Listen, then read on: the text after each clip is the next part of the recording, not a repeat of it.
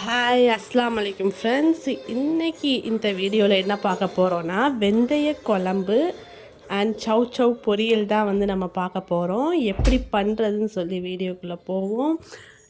அதுக்கு தேவையான பொருட்கள் எல்லாம் எடுத்து வச்சாச்சு. சவ் சவ்வை பீஸாக நாங்கள் கட் பண்ணி வச்சுக்கிட்டோம். ஒரு தக்காளி, வெங்காயம், தேங்காய் துருவல், பாசிப்பருப்பு இதை வந்து நம்ம எடுத்து வச்சுருக்கோம். வெந்தய குழம்புக்கு வந்து நம்ம கடுகு, உளுந்து, வெந்தயம், தக்காளி, கருவேப்பிலை, பூண்டு, அதுக்கு சின்ன வெங்காயம் கொஞ்சம் உரித்து வச்சுக்கோங்க. புளி வந்து ஊற வச்சுக்கோங்க. பச்சை மிளகா இதெல்லாம் எடுத்து வச்சுக்கோங்க. இப்போ ஒரு பேனில் வந்து எண்ணெய் ஊற்றி நம்ம கடுகு, உளுந்து, வெந்தயம் இதை போட்டு கொஞ்சம் வெடிச்சக்கப்புறம் நம்ம இதில் வந்து கருவேப்பிலை, பூண்டுன்னு சொல்லுவோம்ல, அது ஆட் பண்ணிக்கணும். ஆட் பண்ணிவிட்டு கொஞ்சம் நல்லா வதங்கினதுக்கப்புறம் நம்ம வெங்காயம், பச்சை மிளகாவை வந்து ஆட் பண்ணுறோம்.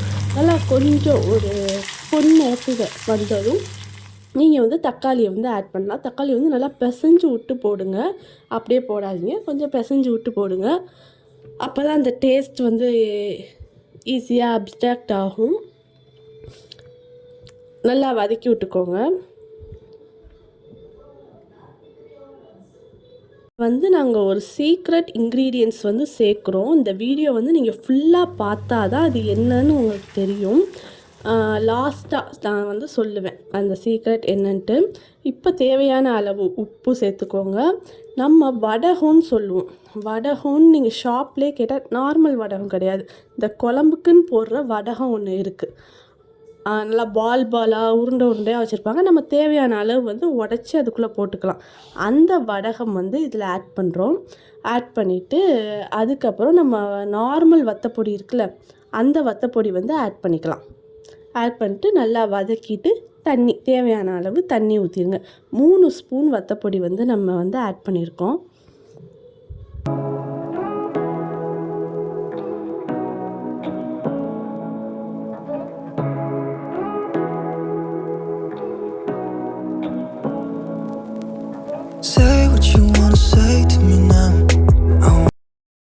இப்போது அந்த மசாலா எல்லாம் நல்லா மிக்ஸ் ஆனதுக்கப்புறம் நம்ம கரைச்சி வச்சுருக்க புளித்தண்ணி இருக்குல்ல, புளித்தண்ணியை வந்து இதில் வந்து ஊற்றிடலாம். ஊற்றி நல்லா மிக்ஸ் பண்ணிவிட்டு கொஞ்சம் நேரம் கொதிக்க விடுங்க. கொதிக்க விட்டக்கப்புறம் ஒரு மிக்ஸ் பண்ணி நம்ம மூடி போட்டு கொஞ்சம் நம்ம வந்து மூடி வச்சுருவோம்.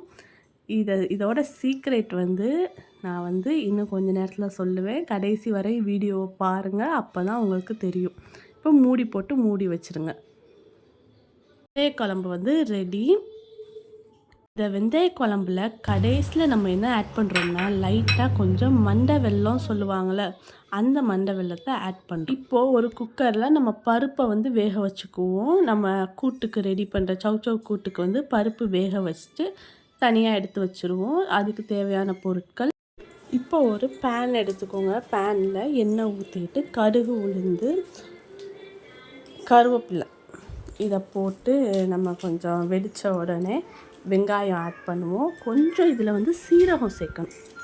கடுகு, உளுந்து, சீரகம் சேர்த்துட்டு கருவேப்பிலை, அடுத்து வந்து வெங்காயம் நம்ம ஆட் பண்ணோன்னே நல்லா வதக்கிக்கோங்க. கொஞ்சம் ஒரு பச்சை மிளகா போதும். நல்லா வதக்கிட்டு அடுத்து நம்ம ஒரு தக்காளி கட் பண்ணி வச்சுருக்கோம்ல, அந்த தக்காளியை வந்து போட்டுறணும். இதெல்லாம் வதக்கிட்டு நல்லா வதக்கிக்கோங்க. வதக்கினதுக்கப்புறம் நம்ம சவ் கட் பண்ணி வச்சுருக்கோம்ல, அந்த சவ்வை போட்டுருங்க. நம்ம வத்தப்பொடியோ எதுவுமே இதுக்கு ஆட் பண்ண தேவையில்லை. லைட்டாக மஞ்சள் பொடி மட்டும் இதுக்கு போதும். நம்ம தேவையான அளவு தண்ணி வந்து ஆட் பண்ணிக்கணும். தண்ணி ஆட் பண்ணிவிட்டு நம்ம வேக வச்சுருந்தோம்ல பாசிப்பருப்பு, அதுவும் தேங்காய் துருவலும் நம்ம வந்து ஆட் பண்ணிடலாம். அவ்வளோதான், நம்மளோட சவ் கூட்டு ரெடி ஆயிடுச்சு. அப்படியே நீங்கள் ஃப்ளேம் வந்து கொஞ்சம் சிம்மில் வச்சு வேக வச்சுருங்க. தண்ணி நல்லா வற்றினக்கப்புறம் நம்ம இந்த பாசிப்பருப்பும் தேங்காய் துருவலும் போட்டு மல்லிச்செடி தூவி நம்ம இறக்கிடலாம். அந்த சீக்ரெட் வந்து என்னென்னா, நம்ம லாஸ்ட்டாக அந்த பொரியல் ரெடியானக்கப்புறம் தேங்காய் எண்ணெய் இருக்குல்ல, தேங்காய் எண்ணெய் லைட்டாக ஒரு சொட்டுனா கொஞ்சோன்னு அதை பொரியலில் வந்து நம்ம ஆட் பண்ணோம் அப்படின்னா சேம் அஸ் யூஷுவல் நம்ம வந்து இதில் சாப்பிடுவோம்ல, கல்யாண வீட்டில் சாப்பிடுவோம்ல, அதே டேஸ்ட்டில் வந்து இருக்கும். தேங்காய் எண்ணெய் இந்த நான் வீடியோவில் ஆட் பண்ணியிருக்க மாதிரி ஆட் பண்ணி பாருங்கள், சூப்பராக இருக்கும். இந்த வீடியோ எப்படி இருந்துச்சுன்னு சொல்லி கமெண்ட் பண்ணுங்கள்.